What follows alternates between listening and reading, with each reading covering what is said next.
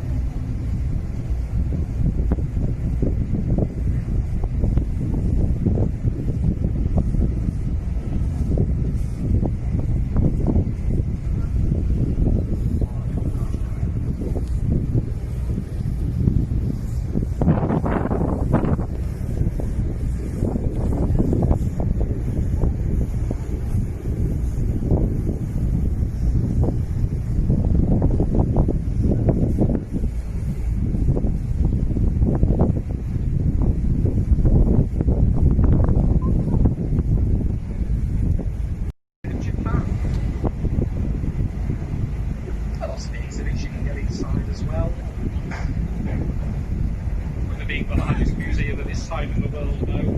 So look at every single item on display. It'll take you the better part of the day.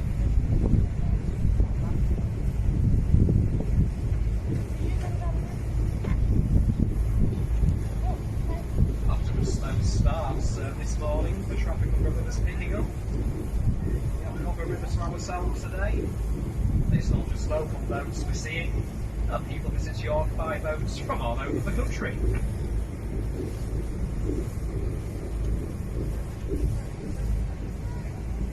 It's perfectly possible to sail from the centre of York to the centre of London by boats without venturing out into the open sea, just by following all the rivers and canals heading southwards behind us. We shan't get as far as London today. The York to London by boats would take about 3 weeks. Our plan today is to get at least as far as the bend of a river ahead of the distance. We'll get around the bend in the distance before we start to think about turning. We'll then bring it back downstream. We'll head through the city centre, down to the southern outskirts. At some point we'll spin around again to bring it back into the landings.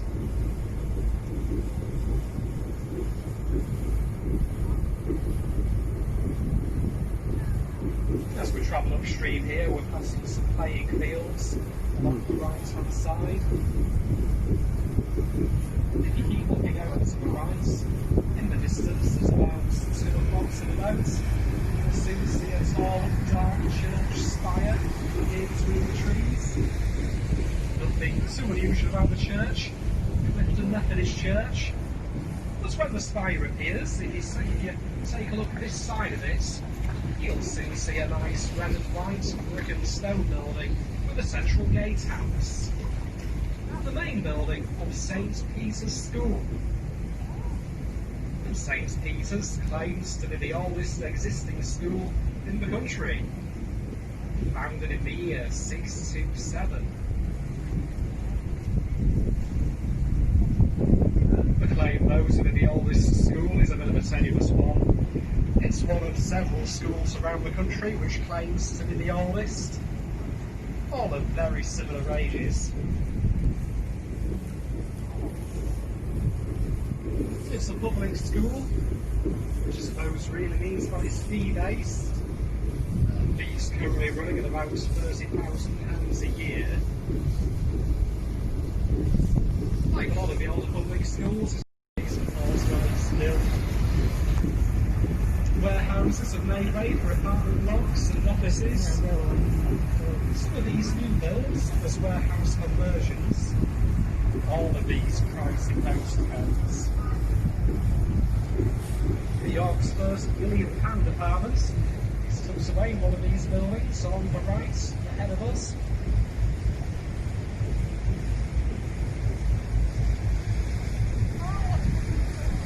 During the busier years of York's past life, the Victorian Roman Bridge ahead, Skelgate Bridge, used to open. The bridge ahead of us opened up, so that's all of these sailing barges in and out, without lowering the masts. It's another of Thomas Page's creations. He didn't design the bridge to open up to the big middle arch. It's opened as the smaller left arch. As we get closer, you'll notice the left-hand arch has a split up the middle. The arches on the left swung open like a pair of gates, whilst the upper road section rose over to the left like a medieval drawbridge.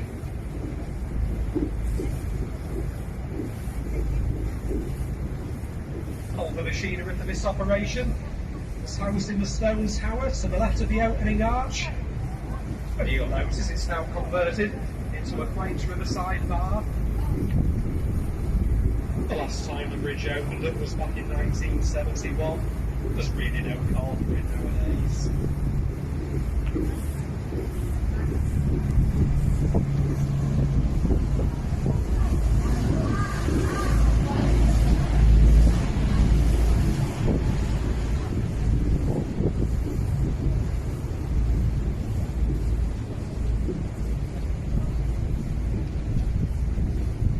To give you an idea of the size and shape of the boats which traded here, there's a few boats moored up on the riverbank just ahead of us, over to the right. Have a good look at the first boat as we go by.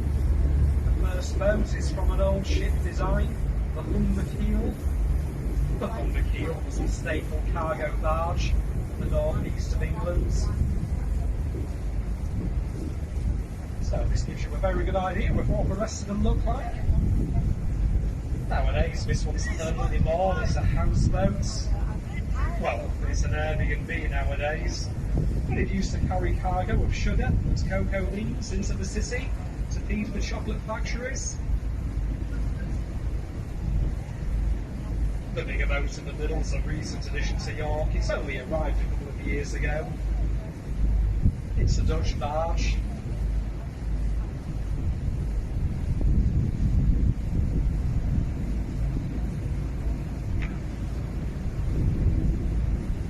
Any boats travelling into the city don't have to use this river to find a mooring.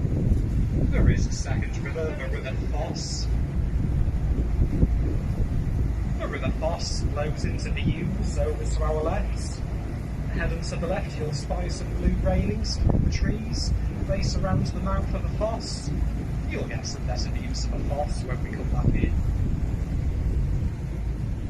The land over to the left, sandwiched between the rivers, is the reason why there's a city here in the first place. The first recorded settlements here was around Roman legionary fortress. The Romans chose to build on the land between the rivers because it was very easily defended with flowing water on either side. The Roman fortress was called Iberacum. and it did well for itself. It grew rapidly, and this became the northernmost city of the entire Roman Empire. And as far as I can tell from the history books, Roman York is the only place outside of Italy where more than one Roman emperor died and another was crowned.